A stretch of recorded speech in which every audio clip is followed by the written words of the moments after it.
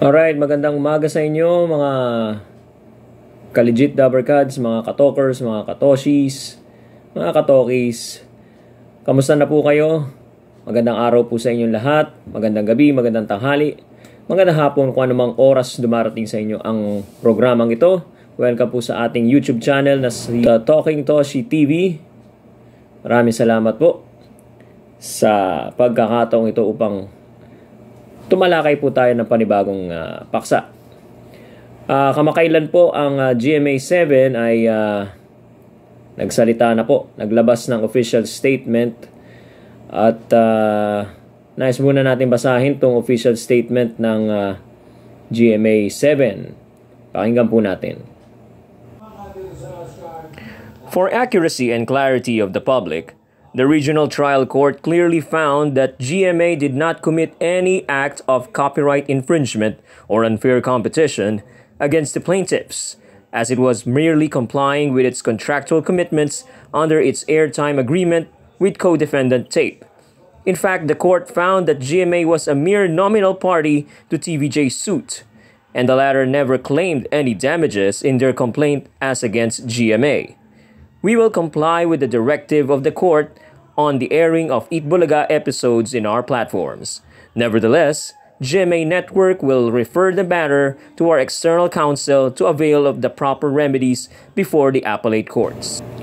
At yan po ang official statement ng GMA7 tungkol dito sa pagkapanalo ng Tito Vic and Joey or TVJ dito sa kanilang sinampang kaso laban sa Tape Incorporated at GMA7 na unfair competition at copyright infringement. Nagkaroon lamang ng paglilinaw dito ang GMA7. Hindi naman diretsyo na naghugas kamay sila. Nilinaw lang nila yung kanilang participation, maaaring naging participation doon sa kaso, no? Kasi marami ang nagkakamali, maging ang inyong lingkod nagkamali ng pagkakaintindi doon sa desisyon na lumabas noong Biyernes yata, no? Noong Biyernes ba? Tama, noong 5, January 5. Mula doon sa Marikina RTC. Ang buong akala ko at karamihan, kasali sila doon sa parusa ng Tape Incorporated. Okay? Yung pala naman po ay kasi nakalagay doon enjoined, permanently enjoined, no? Pero yung permanently enjoined doon sa dokumento, kumbaga parang hikayatin sila ng GMA7, hikayatin ng Tape Incorporated na sumunod dun sa ipinag-uutos ng korte. Okay? Kung mapapansin nyo, yung permanently enjoined, ang mga bawal na gawin ng Tape Incorporated doon is sa kanila directly sa operations ng television. Okay? Ng production. Bawal na gamitin yung EB, tsaka Eat Bulaga.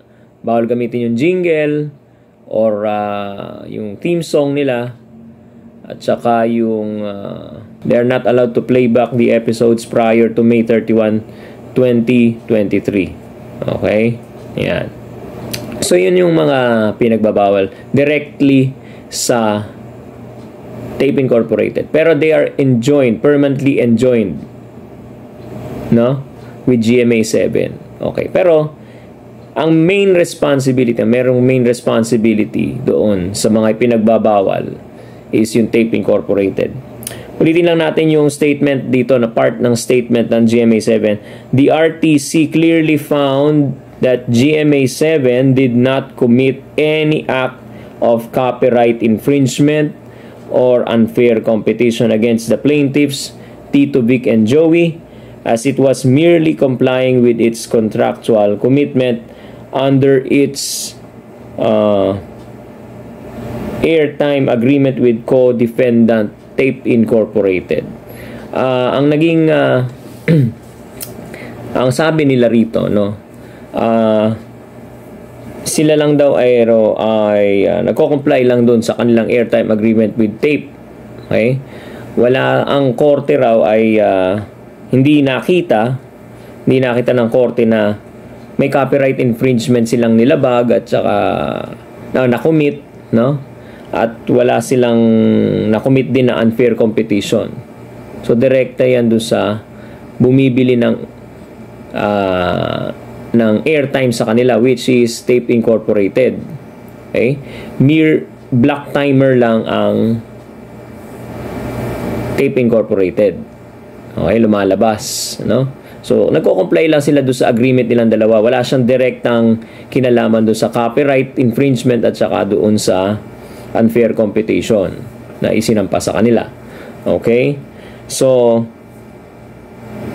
in fact, okay, GMA7 was a mere nominal party to the TVJ suit. No demand for damages. Hindi sila siningil sa damages. Kung mapapansin nyo yung mga danyos na kinompute ng korte, yun yung tinatawag nilang temperate damages, dinirekta. Hindi kasama yung pangalan ng GMA7. Nung una kala ko kasama GMA7 doon. Ni-review ko ulit. Tape Incorporated lang talaga. Hindi kasama GMA7. So, ang GMA7 dito, lumalabas, should have the moral obligation of encouraging, okay, pagsabihan, no, itong Tape Incorporated na sumunod dito sa korte. Okay, doon sa tatlong ipinagbabawal nila, plus the damages na kailangan nilang bayaran, ano? Okay. Indirectly kasi, sangkot din sila indirectly, no? Masasabi rin nating siguro semi collateral damage, no? Damay din sila kahit papaano, pero hindi directly affected or directly concerned doon sa kanilang sa kasong isinampa sa Tape Incorporated, no? So yan. So ang masasabi natin dito, tama naman ang conclusion or ang assertion ng GMA7 in fairness to them, no? Kasi black timer nga lang naman, but indirectly involved sila, no? Pagsabihan nyo na lang, you are encouraged to ask Tape Incorporated to comply with the decision, okay, of the court. Okay.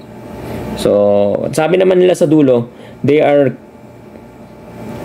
willing to comply not to air Eat Bulaga episodes in our platforms, no? Kaya nung Sabado, to be safe siguro, hindi na nila inere online sa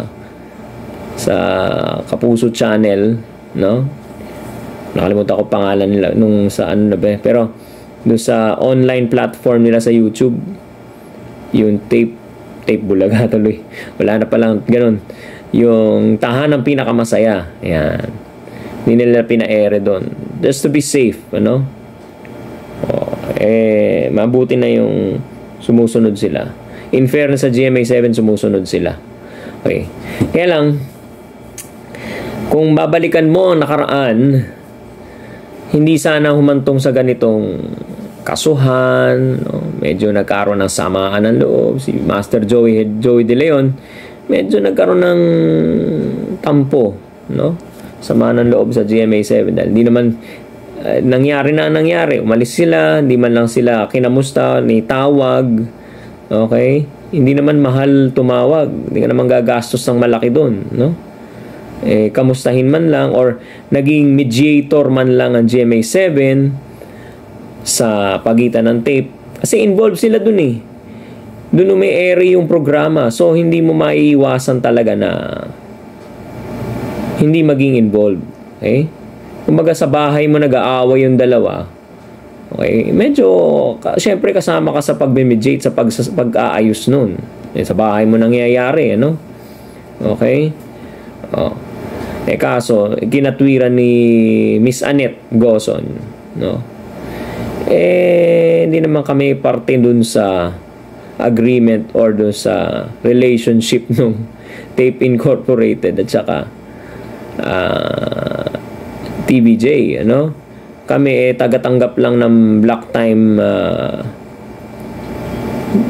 request for block time, ano? Ini-air lang namin yan. Wala naman kami kinalaman dyan. Pero sa inyong bahay kasi nangyayari yun, Miss Annette, no? Mawalang galang na po. With all due respect. Sana man lang nung umalis ang TVJ, inoferan man lang ninyo sana ng channel na lilipatan. Okay? Meron naman pala kayong balak na kunin ng Showtime noon, ano? Ako naisip-isip ko, meron pala kayong balak kunin ng Showtime at ilagay sa GTV. Meron pala kayong slot dyan, time slot for a noontime show. Bakit hindi yun ang in-offer nyo sa 8 Bulaga? Okay? At katabi ng GTV, ang dami-dami yung digital channel. Bakit hindi nyo nilagay doon or in-offer man lang? Kung sakaling tumanggi, no? I-offer man lang sa kanila sa TVJ na meron kaming available channels dito, digital channels, baka pwede nyo i-consider. Okay? Sana in-offer nyo. Hindi naman masama mag-offer para para mapanatili lang sila, just to let them stay in your backyard. Di walang at least nagkaroon man ng ano. At least kung halimbawa tinanggi nila, ayaw na nila sa any subsidiary channel ng GMA7, sister channel ng GMA7, at least inofera nyo sila. Hindi masama ang loob nung umalis sila. Wala ni Hani ho raw, sabi ni Master Henyo Joydel, wala man lang tawag, walang kamusta or something. Okay? So, well, that's the past na. No? Nakaraan na yan. Nangyari na. At humantong na nga sa ganitong pangyayari, nagkasuhan na, nanalo na nga, nabawi na, etc. etc. So, ano pa magagawa natin? Ano? Okay.